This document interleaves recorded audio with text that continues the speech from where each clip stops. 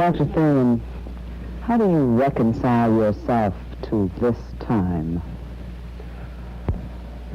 It is not very easy and not very hard, because I believe that a man has to honor the seasons through which he lives and to be current with himself. And therefore, I do not try to be what I should have done when I was 20, at 68. Does this make it easier for you to understand and more difficult to censor the young? I think it makes it easier for me to understand them, and also it deepens the agony that I feel, because I can see the logic of what some of the things that are being done, which logic they cannot see. For if they could see it, it would cut the nerve center of their activity, and that would be terrible. It's necessary for the young not to be aware of some of the things and to be deeply aware of others. That's right. I think that they represent the growing edge, and everything that anyone else can do to keep that alive and persistent and creative, I think we're under obligation to do it, or else there's no future. I'm Roberta Byrd, and I'm talking with Dr. Howard Thurman. Dr. Thurman is indeed a man for all seasons, including this one. A scholar, a profound and decent man, a mind with whom I hope to reach contact, and I'm sure you will too. We'll be pursuing the course of his thoughts through the years in a series of 3 programs, and we invite you to join us for all of them. Dr. Thurman is the grandson of a slave, author of 14 books, a man chosen by Life magazine as one of the 10 great preachers of this century, Dean Emeritus of Marsh Chapel at Boston University, and Minister Emeritus of the church which he founded, the Church for the Fellowship of All Peoples in San Francisco. Widely traveled, while in India, he came under the influence of Gandhi, from whom he learned much. More recently, he has taught in West Africa. The first thing we want to know, really, Dr. Thurman, in spite of all those vital statistics, is who are you really? I would like to begin by a general statement, and that is that the time and the place of a man's life is the time and the place of his body. Mm-hmm. But the meaning of his life is as significant and creative, fruitful as his times, his commitment, and his creative will can make it. So, I was born, obviously, in Daytona, Florida. My father was one of the men who laid the track of the Florida East Coast Railroad. He was a section hand in the That's church. right. And he was a very wonderful man. He was the first person whom I had ever seen die. He died when I was 7 years old. He was sick for 5 days. And it is important to begin at this point because it opens the way to so many things that followed in the years ahead. My mother was a very pious person, very devout. My father was not formally a religious man. He did not ever go to church or anything of that sort. When I was a boy, very small, he would sit on the front porch with his legs crossed, looking straight ahead, and I would crawl around the side of the house and then crawl under the steps so that I could see his face, but he couldn't see my face to see whether he ever batted his eyes. When he died, my mother and I were standing by his bed, and she, typical of the moment and the period, and out of her great anxiety and her great religious piety, she said to him, Saul, his name was Saul Solomon Thurman, Saul, are you ready to die? And he, between gasps for air because he had double pneumonia, he said, Alice, that was my mother's name, all my life I've been a man. I can face death. And with that, his body gave a great spasm, and he died. And the thing that followed from that is very important for my own future.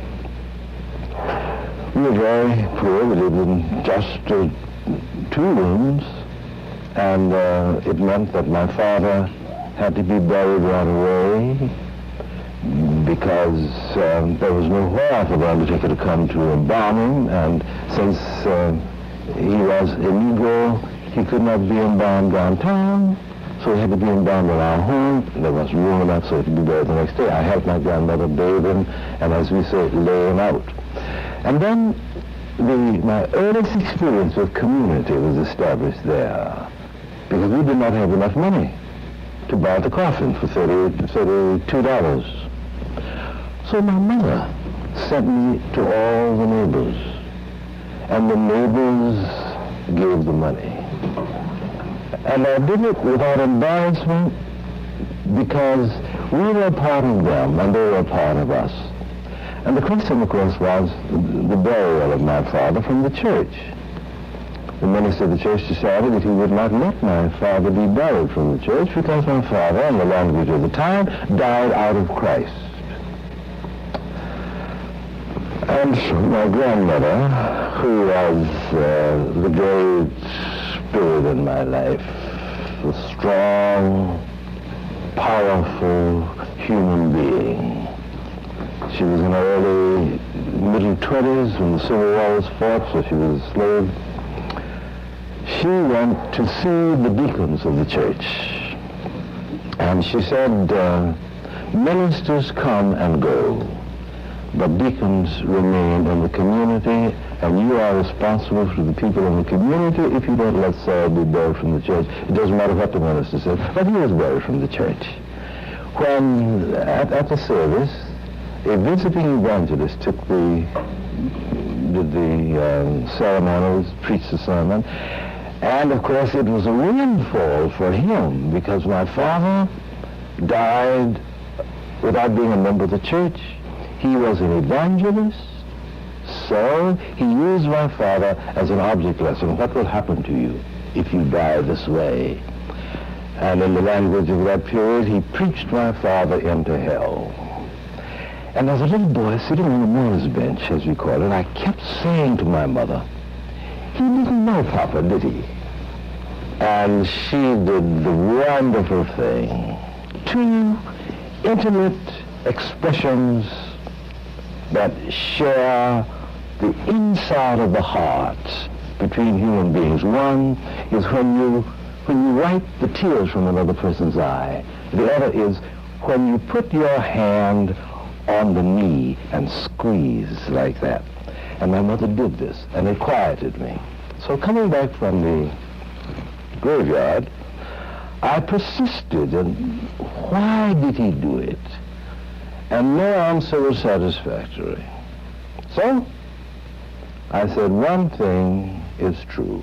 If I ever grow to be a man, I will never have anything to do with the church. Because I felt that something deep in me had been violated by this kind of bigotry, even though it was done in the name of religion. Well, you know, your grandmother sounds like somebody I would have liked. She was really a positive, strong, tender human being. Tender as over against soft, you see. And she was kind without being sentimental. She could sit on the front porch and control all the children in 3 blocks, just without ever moving from her chair. Oh, my. That was automatic. She had a thing, if I may use that phrase, about education, because she did not know how to read. Because as a slave girl in North Florida, many times when the slave owner's little girl wanted to teach my grandmother to read, teach her alphabet, her mother always sent her to bed without her meal, to bring it into her that she must never teach this slave how to read. So my grandmother decided that there must be some real magic in this. So when freedom came and she was responsible largely for taking care of us because my mother had to work, she saw to it that we would go to school. If I wanted to miss school, let us say on Tuesday, because I was sick, it would mean I would have to be sick when I came from school on Monday and be in the bed Monday afternoon and Monday night. But if I played Monday afternoon, even though I died Monday night, I would have to be resurrected and go to school on Tuesday. And every Friday, the teacher came by to report to her whether I had been doing what I had been doing. And she called me in to hear. And if the report were a bad one, I was whipped in the presence of the teacher. And then the teacher was instructed to do the same thing on Monday. Wasn't worth it, was it? Well, no, not simple. It's not simple to get my lessons. When I finished 8th grade, 7th grade, there was no 8th grade in my hometown.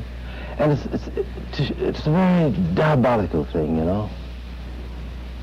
There was no 8th grade for Negro youngsters, because if there were an 8th grade, the pressure to have a high school would be on the school board.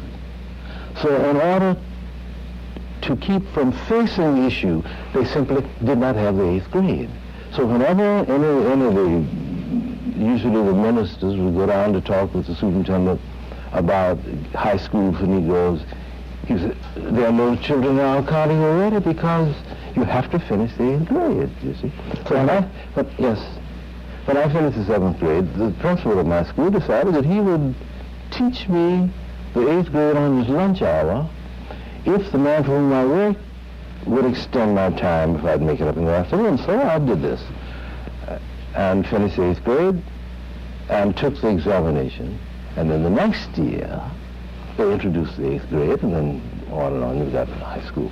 Then the time came to leave home, because there were only 3 high schools for Negroes in the state of Florida when I finished the 8th grade in this way. And one was in Jacksonville, and I wanted to go. My mother and my grandmother agreed that they would not keep me home to work to help support the family. They would release me to get an education if I could get it on my own, because they could not help me, you see. And one of the neighbors gave me a trunk. And there had not been a trunk in our family, because we didn't go anywhere. I mean, you know. And this is a wonderful trunk. It had no handles and no lock.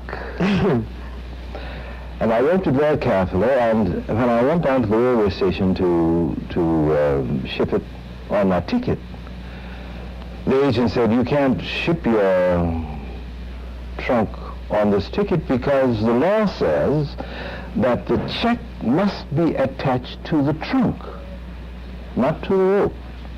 And there wasn't any part of the trunk that was available for that kind of encounter. So he said, it must go by railway express. And then I came around and sat on the steps of this Jim Grove railway station, crying my heart out, because all my dreams were gone now. And what would I say to my mother and my grandmother to go back home after the train had gone? And I opened my eyes and I saw two big feet down just in front of me, and my eyes literally crawled up until they reached in focus the face of a man in blue kerchief, cap.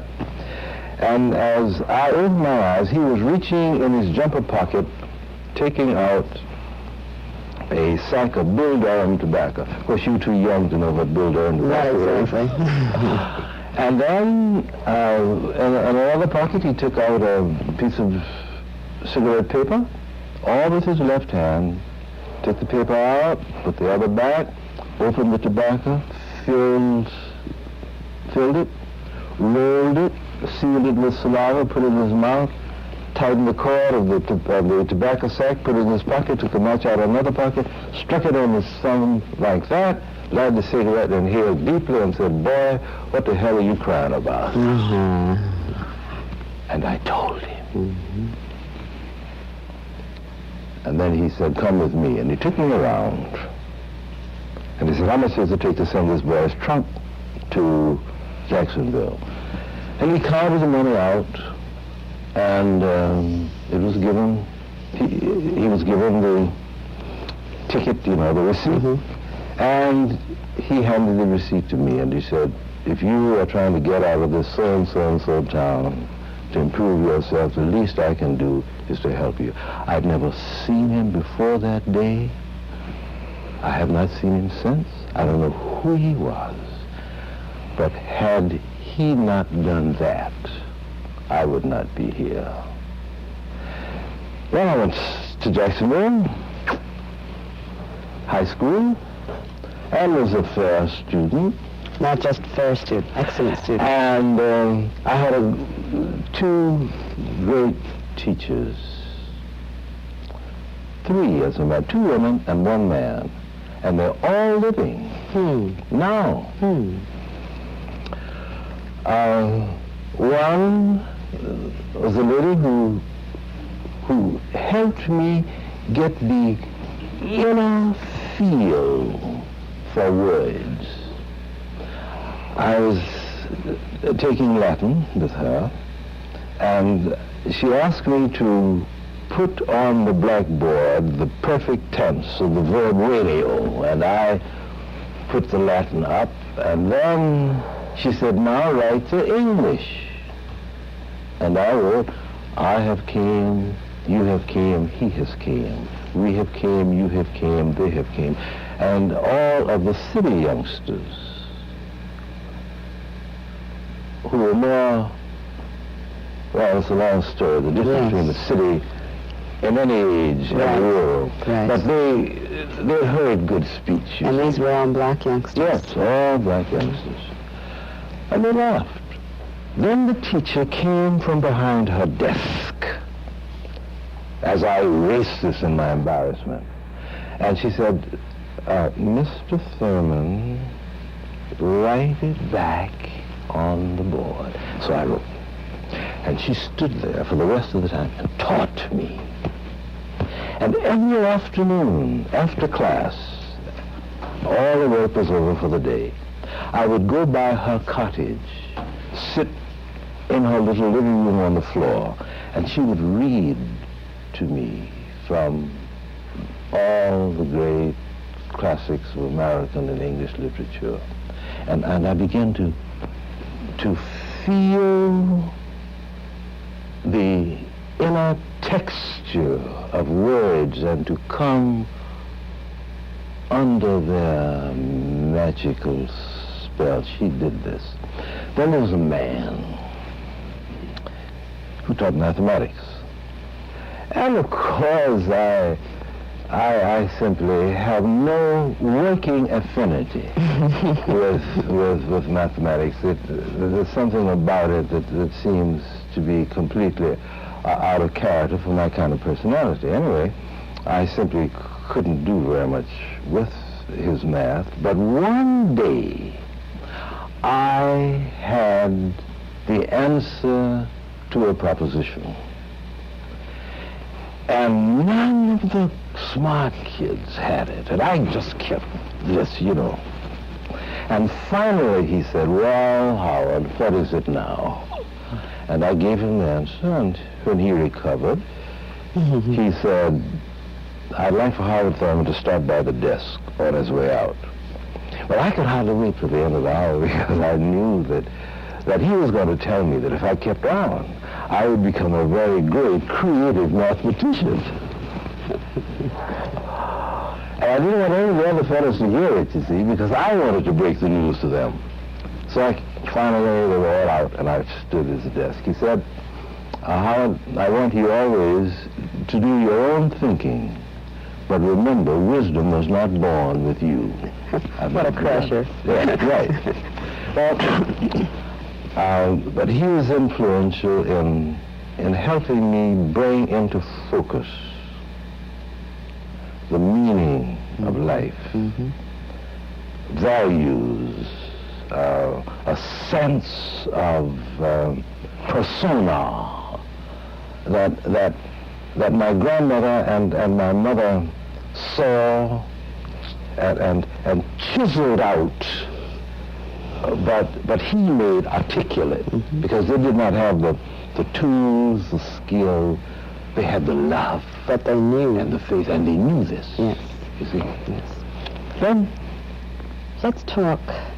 We have some notion of some of the forces that shaped you in ways that you understood. Everything shapes us. Right. You go on through high school, and you decide what must have been a tremendous decision that you are going to college. Where did you go, and why? I went to Morehouse College in Atlanta, Georgia. Is that the same school that shaped Dr. Martin Luther King? Yes. Mordecai Johnson, a whole... For the benefit of those who don't know who Mordecai Johnson was, the president of Howard University for a very long time. Yes, for 25 years. Yes. Morehouse was a good men's college, and in Georgia. In Atlanta, Georgia. And I entered there and wanted to major in English because of what this teacher had done. But all of my English teachers were mechanics. They were not engineers. And they were killing. At the end of the first 2 courses, I felt the vitality of the language perishing because it couldn't get enough oxygen from these people. So I shifted to economics, something that had no relevancy to this inner feeling, but something that my kind of quick mind for that sort of thing could do, so that I majored in economics. And then I decided that I needed philosophy. Why? I needed philosophy because I wanted to learn how to think, not merely creatively. I think that's given. But I wanted to learn how to think in ways that would reduce the conglomerates of ideas, hunks of ideas, to manageable units for communication, for the implementation of dreams and hopes and aspirations. And I wanted to know what I had to have the tools. And in my college at that period, there were only 2 courses in philosophy, one in logic and one in ethics, which was really a glorified Sunday school class that the president of the college taught to all seniors. At the end of my... It's a little late. Yes. At the end of my sophomore year, I decided that I would do something about it. That between my junior and senior years in the summer school, I'd go to Columbia. I found out how much it cost, and I was working my way through college. So, in the fall of my junior year, I studied the catalog and made a list of all the cash prizes for everything: short story, declamation, Bible reading, Bible recitation, all, and decided I would take them all. And I did. And I got enough money to pay my tuition for the summer at Columbia. Now the problem was, how would I live? Well, one of my classmates had inherited an insurance policy because his brother was killed in the First World War. And he was getting a marvelous amount of money, $65 a month for some 20 years. So I persuaded him that he needed to go to Columbia. And if he did, then he would rent the room, and I would stay with him. And I figured I could live for 55 cents a day for my food, and then I had it made. But I didn't know anything about philosophy, so I said, now if I begin in the course at Columbia, and I knew nothing about philosophy, the course would be over before I knew what was going on. So I had an uncle who lived in Cleveland, and I went by to see him, and I told him I would do all sorts of things for him. He let me stay there for 4 weeks between the close of Morehouse and the beginning of Columbia. And the first day I went down to the public library, 79th Street Branch Library. I always remember it. And I said to the little lady, little librarian, she had these pince-nez, you know, very dignified. I said, I am about to be a student of philosophy. I'm going to Columbia to study for the summer. I'm going to take 3 courses in philosophy. I know nothing about it. Can you give me reading that will help me get the vocabulary so I'll know what the lectures are about? And she was very impressed. So she gave me a table over in a corner and collected all the books in the library on philosophy and put them there. So every day, from 9 in the morning until 2:30, when I had my chores to do at home, I read philosophy. She outlined the systematic, the history of philosophy, approach to philosophy, Greek philosophy, the whole bit. So when I went to Columbia, at least I knew what was being talked about. I could recognize the vocabulary, and I went on from there. At the end of my time at Columbia, I went back to finish my senior year at Morehouse, and then to go to theological school, because I didn't know whether I wanted to become a minister, a preacher, but I knew that I wanted to understand man's story with reference to his quest for God. Because the one thing that had enabled me to keep from being destroyed by the violences of my environment as a youngster growing up in Florida was a deep religious sense that I had that I, Howard Thurman, was of infinite worth, and that worth was not contingent upon anything external to me. No judgment external to me could be definitive in working out how I felt inside of me. And this to me was the meaning of religion. It had nothing to do with church as such.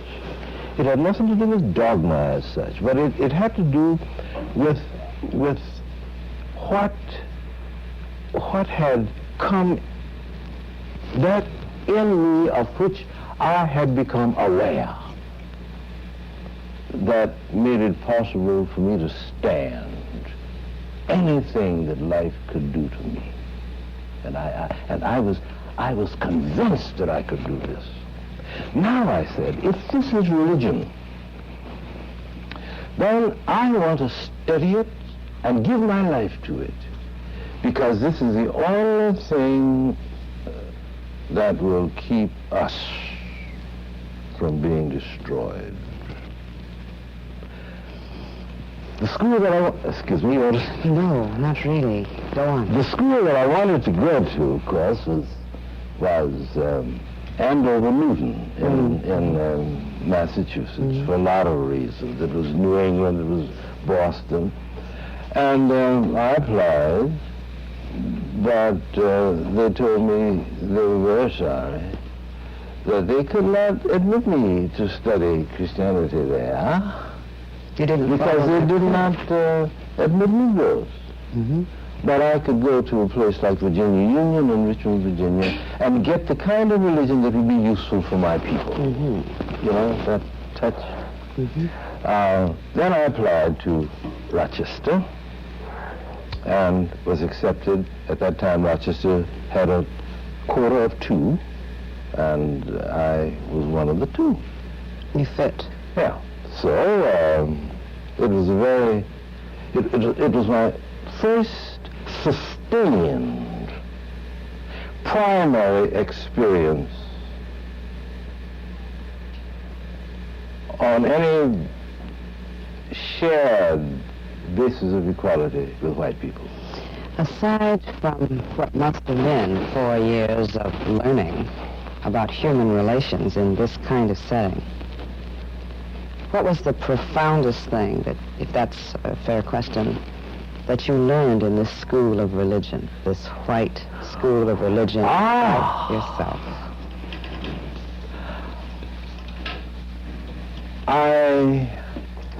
I learned how to think creatively about religion without having the wings of my thought clipped by dogma and by theologies. It was there that, for the first time in my life, many men have made it over and over again, so I do not speak for the world, I simply speak for Howard Thurman.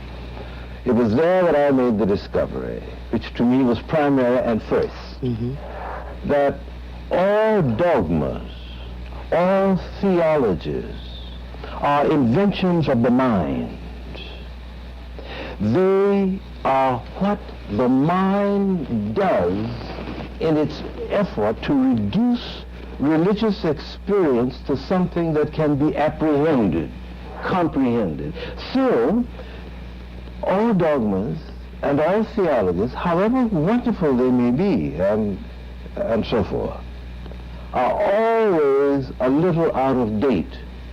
Because, you see, they are the rationalization, using that word in the best sense of the word, they are the rationalization of religious experience. But in order for the religious experience to be rationalized, it has to be put in a corral for a little while so the mind can bite into it and get it into shape. Meanwhile, you're keeping on experiencing. So by the time it gets all dressed up and the experience is theologized, you have gone over here. So that the authentic religious experience means that I build up the dogma in order to tear it down.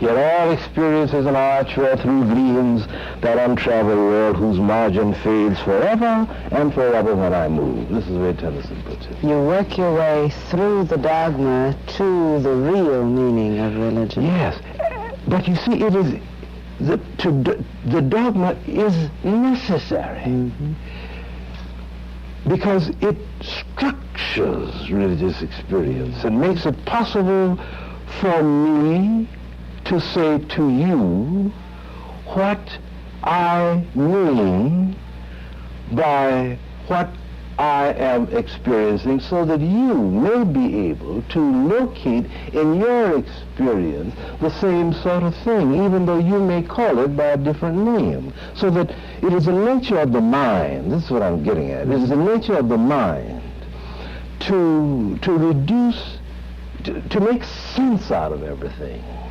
Do the theologians then do the same thing that the natural scientists and all scientists do? Nomenclature is a very important part of science. You can't talk about it if you haven't given it a name. For the same reason that the mind has to be able to grasp it first? Yes, except in religion, the most important dimension of communication is contagion. It is not really conceptualizing, as important and necessitous as that is. I learn more, for instance, about the genius of the religion of Jesus from my grandmother than from all the men who taught me New Testament, who taught me all and the Greek and all the rest of it, because she moved inside the experience and lived out of that kind of center, and therefore she didn't ever try to prove anything, because you don't try to prove something you're sure of. You want to try to prove the things about which you are defensive. Dr. Thurman, let's take a specific. You were already a doctor of philosophy, I believe, or very close to it, to your degree. A custodian in your college days. You were class president. Oh, yes.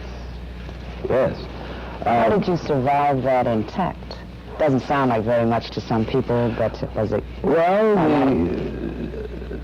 to fill in the story, so that it was while I was a student at Rochester, and the custodian of the school, who'd been there for 30 years, died.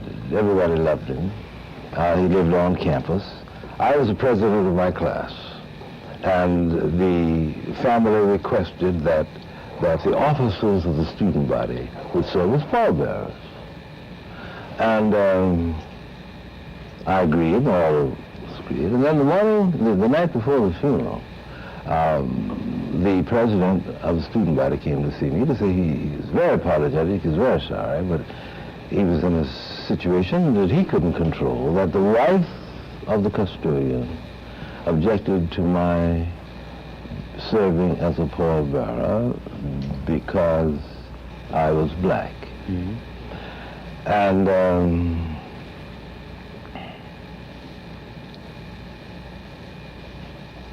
he said, I hate to do this, but it's her funeral and so forth and so on. And I said, all right. I didn't say all right in that way. I had a few choice words to say to him, because I felt that my first responsibility to my own integrity was to honor my hostility. So I told him what I thought about him in rather simple, clear, transparent English.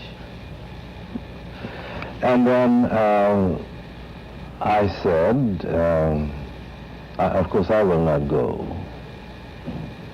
but I refuse to let you or this lady or anybody else control my thermostat. I refuse to let anybody determine how I will feel on the inside of me. Now this is difficult, but I went back to something in my childhood, and in my two daughters' childhood, if I may just take a minute to explain, because it's relevant. I was from Florida, Mrs. Thurman is from Arkansas, and so that the first month in the summer, since I was gallivanting all around in the weather and teaching and working and so forth and so on, I had the responsibility for taking the two little bozos down to spend 2 weeks with my mother, and then all the way across to Arkansas to spend 2 weeks with Miss Summer's mother. Then she would join us, having had a month's free from the responsibility of them. Now, one of the earliest problems that I had when we went to Florida, they wanted me to show them all the places that I frequented as a boy, the places used to fish, and all downtown. And we were going downtown one day, and our older daughter said, "Oh," to her sister Ann, "there's a beautiful playground over there. Let's go over and swing." And I said, "You can't swing there." And various other things of that sort. And I was sick at the very grounds of my persona, because I knew that if I didn't do something, they would be crippled for the rest of their lives. So walking home, I told them a story. I said, you may not understand these words I'm going to use now, but I said that the test of the estimate that people have of you is to be found in the kind of weapons they feel they must use in order to destroy you. Now, I said, it takes the state legislature of Florida, all the judges, all the policemen, most of the churches, all of the Chamber of Commerce's, Chambers of Commerce. It takes all of those to keep two little girls from swinging in that swing. That's how important you are. And then I said, I'll tell you a story from the Bible. There's a man in the Bible whose name was Goliath. And there's another one whose name was David. And they decided that they was from different sides, they would fight it out, just these two men. A wonderful way, I said to them, to have war. Let the heads of the states fight and let the masses applaud. So Goliath put on his breastplate, armor, headgear, shield, short sword, long sword, went out to meet David. That's what he thought of David. David came out in what is equivalent to a nightshirt, with sandals and a slingshot. That's all he thought of Goliath. And when Goliath saw this, he had a stroke. And all David had to do was go to hell. So that I feel this very deeply. And I don't know when I began feeling it. That the measure of the estimate that my environment has of me is the pains to which it must go in order to try to keep me in a place. And the corollary to that in my own experience is that I reserve the right to say the things that I will stand for and the things I will stand against. And anybody who can determine how I feel on the inside can control my life. And I don't give anybody that prerogative except God. Is there any corollary between what you have just said and the statement that Gandhi, or as you call him, Gandhi, in India, talking to you about nonviolence, said, when he is quoted to have said to you, if the idea of nonviolence, if you are violent, someone else is determining really, ultimately, what you do, because you're reacting against them. That's right. But if the idea of nonviolence which is not passive but active nonviolence, acting on the environment, gets across to the world, it may well be the American Negro who gets it across. Is this what you're saying? Yes, this is what he said. Because I was puzzled, you see. I was in the throes, when I went to India the first time, that I had been far enough away from America and American society to look at it in perspective. And I wish I had time to tell about some of the aspects of the experience. And I was very conscious of, number one, of the universal dimensions of racism, for instance. It just hit me like this. It wasn't something that was isolated between these two oceans, but in India, for instance, I was a European. So that at Bozwara Junction, and when we went upstairs to spend the night waiting for our train to come through at 4 o'clock in the morning, because there are no sleepers, you pay so many rupees and get a bed. And a guard would wake you up in time to get your train.